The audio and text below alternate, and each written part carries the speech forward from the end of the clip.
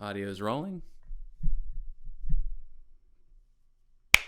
Daryl Dixon, episode 2. Just to dive right into it, I don't have a lot to say about this episode. But overall, I still feel pretty good about the show. I think it's still hovering around the same rating I gave it in the first episode. I might have liked this one a little bit less in parts, but in some parts I loved it significantly more, and we'll briefly get into that. The best part of the second episode to me is the flashback sequence. Usually I wouldn't say that, but it was really executed well. What I like the most about it is I like anything that harkens back to the beginning, because the beginning of an outbreak, the beginning of an apocalypse in any zombie show or movie is always the most exhilarating part, is seeing somebody slowly seeing society, or sorry, not slowly, but seeing how quickly society just collapses and can't sustain itself when there's even like a slight outbreak. By the way, if you hear some like voices like kind of murmuring in the distance or whatever, there's a fucking football field over here for the local high school that I live really close by to. And he's like, "Hey, and give it up for fuckity fuck number 28." You know what I mean? And, everybody's like, "Wah." So it's some obnoxious announcer who's taking his high school announcing way too seriously. Anyways, the main female protagonist that we know now to be a nun, I liked seeing her backstory. I liked seeing that she was the complete opposite of what she is now, seemingly. Because I like giving her a place to go. So anytime we hearken back to her past, we're going to see some of her character development. That's like a good way of retroactively giving a character good character development, especially when they're still a little intriguing, kind of like Daryl is. Anytime Daryl will impart any part of his past onto younger people or new people, I really like that. I really like flashbacks that explain this person's character development, like how they got to this point. I like that. It was very, very well done.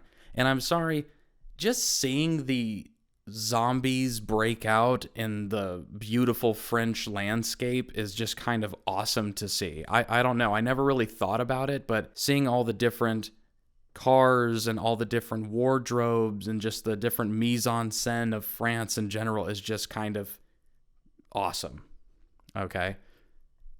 I love that part. The part on the subway, the shot that a lot of people keep talking about, to me it harkens to a lot of Korean zombie genre films and television shows.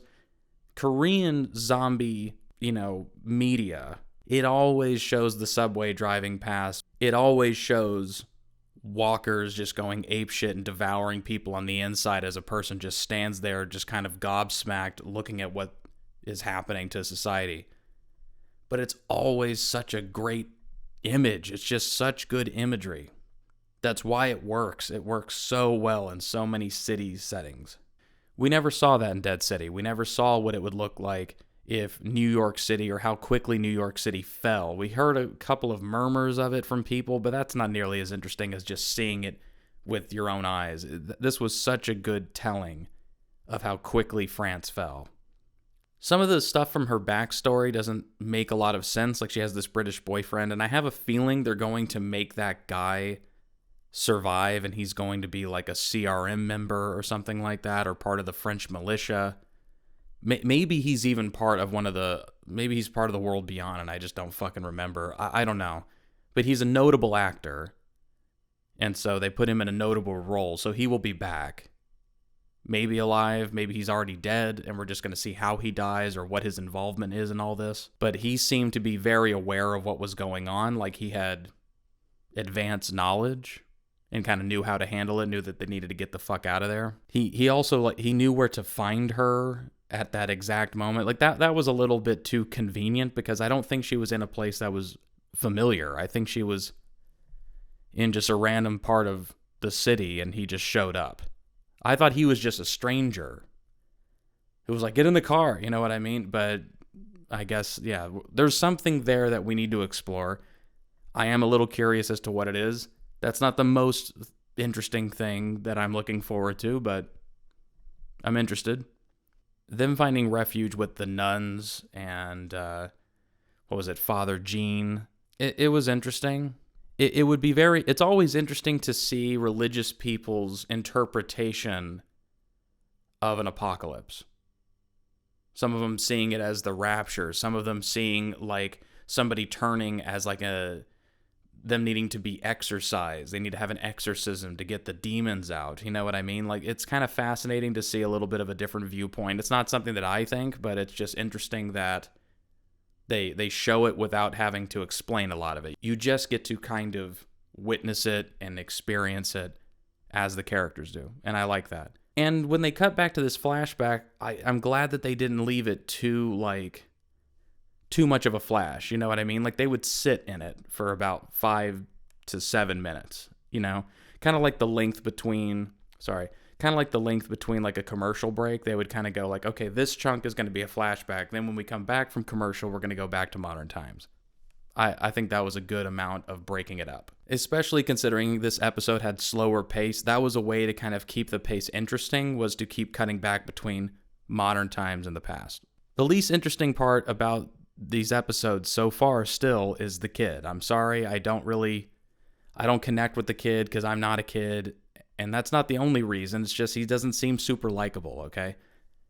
And just because the characters are starting to come around to him, like those kids at the beginning were kind of picking on him and stuff and bullying him, but by the end they had accepted him, that didn't really work either.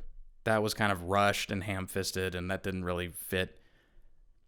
I would have skipped all of that. I would have had the kids not like him, but then had Daryl relate to him. So he goes like, something along the lines of, yeah, Well, they already sort of did it. It's like, kids didn't like me. I wasn't popular. I was an outsider, like you. But you're different, right? I don't know why, but they do. Just wise up, okay? I liked at first when they kind of lied to make it seem like Daryl was a priest from America who didn't know any French, and even after all this time, he didn't know it. Although that was a little cheesy, it kind of worked for me. The best part, I think, for Daryl this episode was when he said a prayer. I never thought that they would explore that with Daryl. Like, even in a hypothetical situation, I never thought that they would go there or that Daryl would play along enough to have that happen. And it was kind of a good way to get an insight into how he feels about things, even if it was using religion as kind of the vessel to tell it. You know what I mean? Does that make any sense? So it's like, if God, if you really, maybe we do deserve this. Maybe you're punishing us, and maybe we deserve it. We probably do deserve it. I think that even though he's not a religious guy, I think he does believe that. And so it was kind of an interesting way to have Daryl incorporate half-truths about things he actually feels, and the other part, the lies, to appease the kids and make them feel better in that moment. The part that they really skipped over, that it just felt like they dropped it because they didn't have enough time and they knew that they weren't going to explore it any further in the show, was when Daryl is walking with that young girl who's like the leader of these kids or whatever, and she's like, You're not a priest, are you?" And he goes, "No. What gave me away?" You know what I mean? When they're doing that, it literally looked like they were both smiling before she said that. And they had just experienced something very traumatic and had a very intense conversation.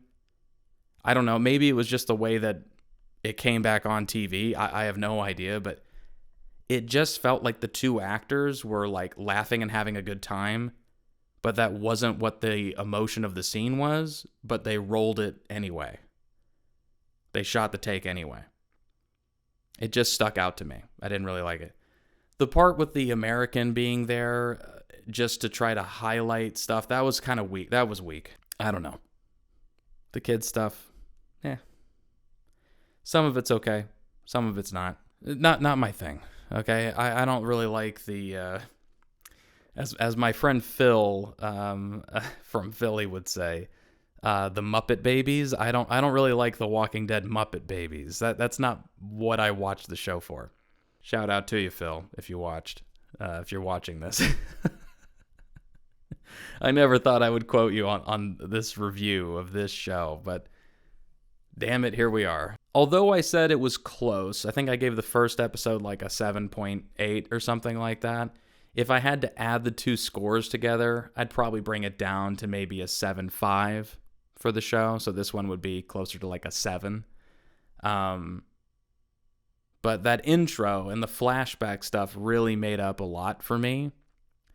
Oh, yeah, and Laurent being the savior of the apocalypse and seeing the father act as if he was trying to conduct an exorcism on her, and then they remove the baby and save it even though she turned, and that's kind of how they're explaining that. And then she goes and walks around and she sees Saint Laurent, and then decides to go like, welcome to the world, Laurent. Not Laurent. She walks around and she sees Saint Laurent, and then she's like welcoming him to the welcome to the world, Laurent. Anything in the what do you fucking call it? Why is the name escaping me all of a sudden? Convent. Thank you. Thanks, me, idiot. I went to a Catholic nun school. You think I'd fucking know? Anything in the convent I found to be kind of interesting. I don't know if it's just its charm. I don't know if it's because I like Sister Act, the movie. I don't know. I just find it charming. I find it intriguing. I find it charming. It's an interesting approach. Stuff in the convent, Daryl pretending to be a father, the flashback stuff, getting to explore the main female protagonist's backstory, seeing the demise and the fall of France. I really liked. Who is that British guy? We don't know. Hopefully we'll find out soon. Hopefully this kid becomes more likable. But those are my thoughts right now. So I'm going to go and watch episode 3. I know I'm a little bit behind. You guys are going to have to give me a break. I got a new job. Your boy's trying to make a living out here. So I love you. I appreciate you watching. This has been The Walking David, Daryl Dixon, episode 2 review. Peace, everybody.